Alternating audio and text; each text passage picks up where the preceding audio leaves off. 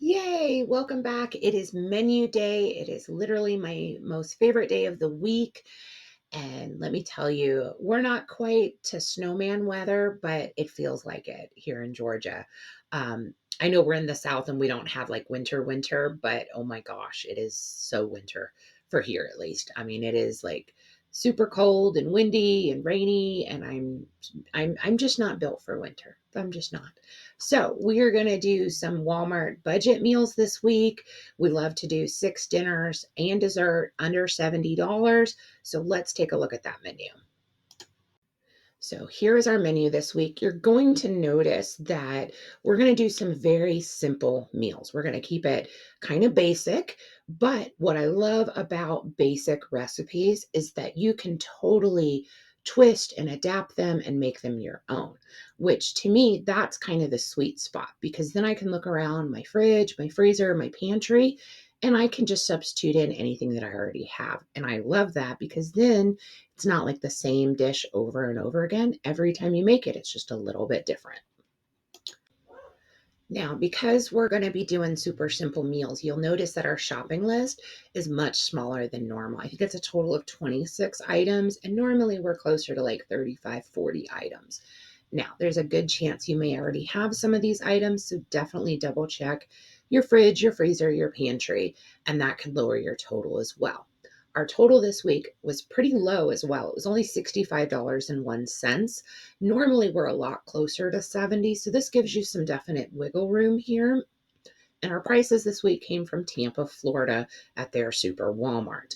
Now, before I forget, down below in the description, I'm going to put a link to my Walmart grocery list. All you have to do is click on it and then change the zip code to your local area, and it'll tell you what the prices are in your area.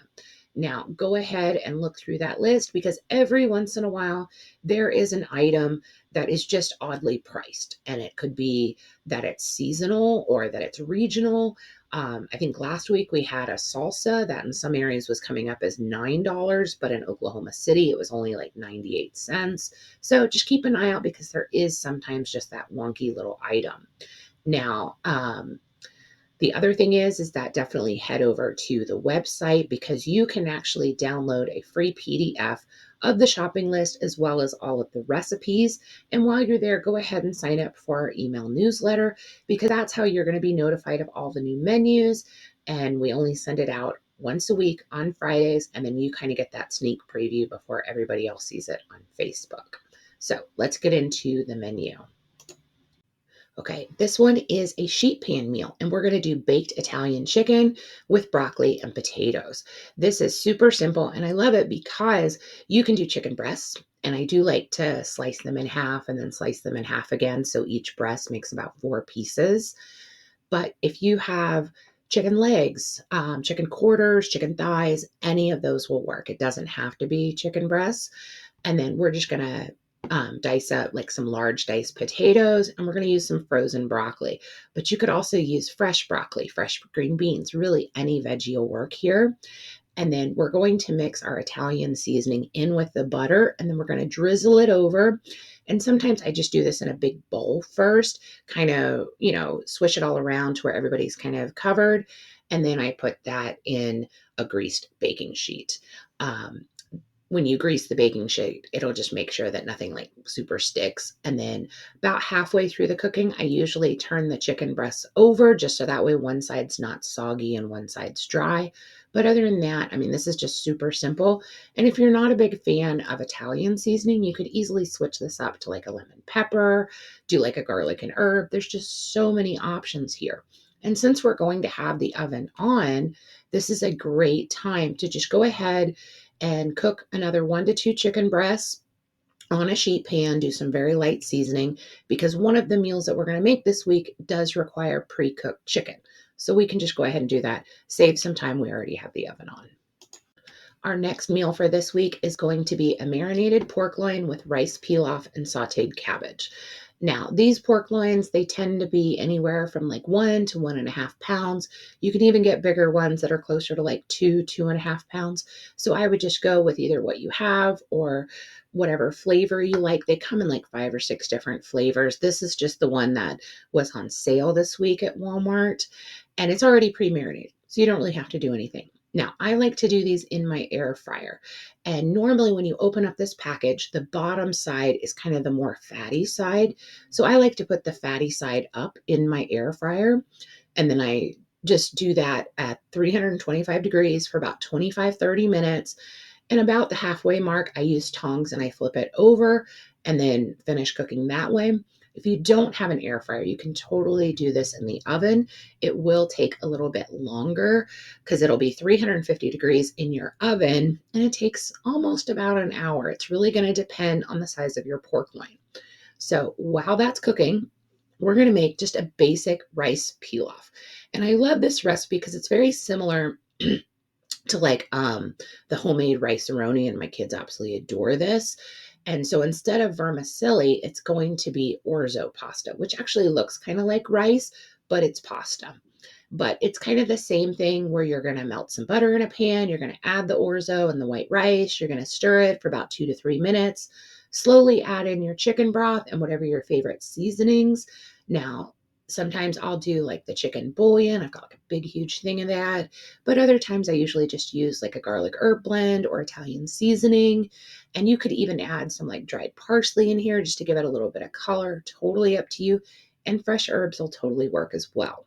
Now, for the cabbage, we are going to need a quarter of this cabbage for another dish, but I don't want to have to cut this cabbage later on. So we're going to go ahead and cut this whole cabbage up just into like nice thick slices. So we'll save a quarter of it in a bag and we'll put it in the fridge. And then the rest of the cabbage, I just use like a really large skillet. I melt some butter, I put my cabbage in, but I also like to add about a quarter cup of water. And then I put the lid on and then it kind of steams the cabbage. And then once all that liquid is kind of steamed out, then I just take off the lid and just kind of saute it a little bit more. And you can add whatever seasonings you like. I have this blend that's like garlic and black pepper. It's really, really good. The other thing is that once this pork loin is done in the air fryer or the oven, you want to let it sit for like 10 minutes. Okay. And the reason for that is there's a little bit of carryover cooking. And if you cut it too early, your pork loin will get dry. Like all that nice tender liquid is just going to spew out. So what we do is we let it rest for 10 minutes and then we slice it. And then once we portion out, everybody's plate, I like to take the rest of that pork loin and go ahead and chop it up, like cube it up, put it in a Ziploc and put it in your fridge because we're going to need that for another night as well. And so this week is really, there's a couple instances where we can cook once and it kind of preps for 2 meals. And by having that cabbage and the pork loin already cut up and ready to go, when it's time for those meals, it's ready to go. You don't have to get a chopping board out or anything. Now, I feel like tater tot casserole is just one of those very, very basic Americana dishes. But the only real change that I make is I like to add veggies to it. So we're going to start with ground turkey. And honestly, you can use ground beef, ground chicken, ground anything, ground venison. And we're going to saute that up. We're going to add an onion and then we're going to drain off any excess grease. And this would be a good time to add like your favorite seasonings. I usually go pretty simple. We're talking like salt, pepper, garlic powder, that kind of thing. And then we're going to add in 1 can of the cream of mushroom soup. If you don't like mushrooms, that's totally fine. You could use cream of chicken, cream of celery, cream of potato. There's a ton of options out there. And then about a quarter cup of water. And then we're going to go ahead and add in a 12-ounce bag of vegetables. I like to do peas and carrots, but you could do mixed veggies, corn, plain carrots, whatever. Just add a veggie in there, mix it all together. And then on one of those like lasagna, the glass pans, like a big casserole dish. I spray it really good. And then I put my meat and my veggie mixture on the bottom. And then I feel like this is how you can tell if you're OCD or not, because we're going to top this with tater tots. Now, some people, they're just going to fling them on all willy-nilly, and that's totally fine. Or other people, like myself, I'm going to line these up in perfect rows. They both taste the same, makes no difference. So do whichever way you like. And then we're going to top this off with some shredded cheese. Now I'm just going to do a straight medium cheddar, but you could do pepper jack, you could do mozzarella, you could do whatever cheese you have. And then we're going to bake this in the oven, 350 degrees for about 30 to 45 minutes. And you'll know when this is done because those tater tots are nice and golden brown and crunchy. easy, kind of like a one pot where just everybody gets like one big portion. And this one is actually really good left over, like for the next day for lunch. Super yummy. So, years ago, I figured out that you could use cabbage in different soups in place of noodles. And I'm not on keto or, low carb or anything, but every once in a while I do have some cabbage that I want to use up. And it's so good in soup. And you don't really notice the difference of not having noodles. So, we're going to do, instead of like a chicken and noodle soup, we're going to do a chicken and cabbage soup. And it really has that same flavors. Now, we did have a whole bag of potatoes, and we're probably going to have about two left. So we're going to dice those up and throw this in as well, because this is one of those soups that's a great leftover buster. So we're going to use up any of our leftover veggies this week. Anything that we had cooked that we hadn't eaten, just go ahead and throw that in here. I usually have some vegetables in my freezer, maybe just the little tiny ends of a bag. Throw that in there. And then, of course, I am always a huge fan of serving soup with bread. So I'm going to do this nice and simple, just some sliced bread. Maybe even you could do like some bread, some butter and toasted or garlic bread or cheesy bread, whatever you like. And this one does call for the cooked chicken breast that we made on that first night. So really, this is like throw everything in a pot, bring it to a boil, let it simmer, and then you're done. Cannot get any easier than that. This next meal is also a really good leftover buster. We are going to do a crustless pork quiche with roasted potatoes and a side salad. Now, we already cut up our leftover pork, so the pork loin, so that's where that's going to come from. And then really, we're going to throw in just some cheese, some seasonings, and then if you have any other leftover veggies, you could totally throw them in here as well. There's This is like one of those endless combination type things. You could even use like a can of mixed veggies or, canned green beans, whatever you have, you can throw them in there. Totally fine. And actually, it's really good just with the pork, the cheese, and some seasoning.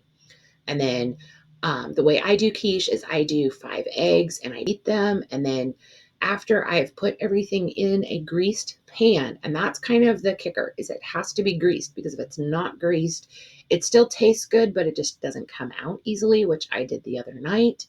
And then I just pour my I beat the eggs first, then I just pour it over the top. And it's going to look like you don't have enough eggs because everything's just kind of barely covered. And that's okay, because those eggs kind of expand and rise in the pan, and it always turns out fabulous. And then we're going to use spinach for another meal. So we're going to go ahead and just do a simple spinach side salad. And then we're also going to do roast potatoes because we already have the oven on, and I love a good roast potatoes with the pork, and you can season those with whatever you want. I sometimes do like French fry seasoning or a garlic and herb blend. They're always yummy. And I do kind of check those potatoes about halfway and kind of stir them around. So super simple. Now, I'm also a huge fan of a one pot meal, and this lemon chicken orzo is so good. And it's funny because my kids always think that it's rice because the orzo looks like rice, but it's actually pasta. And so what we're going to do is it's very similar to like a tempura chicken, where you just take some seasoned flour and you take your chicken breast, and I just kind of cut them up into like 1.5 inch chunks, and then you dredge it in flour, and then you're just going to saute that in oil, and it gives the chicken kind of like this nice little crunch going on. And then once your chicken is cooked, you're just going to remove that from the pan. And then what we're going to do is we're add in our broth, our water, our orzo. We bring it to a boil, and then we reduce it, and we just let it simmer for about 8 to 10 minutes. This isn't rice, so it doesn't have to have the cover on. Honestly, I've done it both ways and it doesn't matter, but you'll kind of know when the orzo is done because it's going to really, really absorb a lot of that liquid. Not all of it, but it's going to absorb a good amount. And then we're going to stir in our spinach, our tomatoes. We're going to use some fresh lemons. So I always want to use the juice and the zest, because I figure if we're going to use it for juice, I'm going to end up throwing the rest of it away or out to the compost. So I might as well get some zest out of there as well. And then once that spinach has kind of wilted and, compacted down, Then we're going to add our chicken back to the pan, and we're going to top it with a little feta cheese. If you're not a fan of feta cheese, you could easily sub in like some mozzarella cheese or whatever cheese you like. And this is just so good.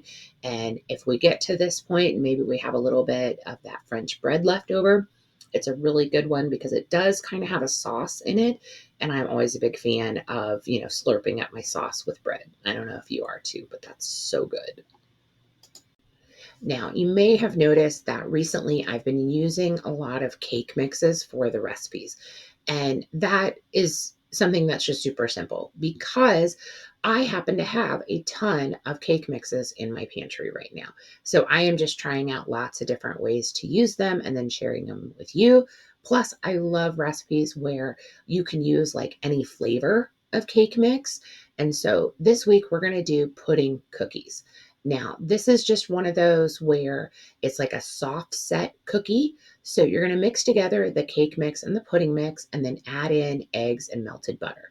You're going to stir this real well, and the batter is really thick, but it's also very sticky. And then I just used a spoon or a tablespoon, and we're just going to do simple drop cookies.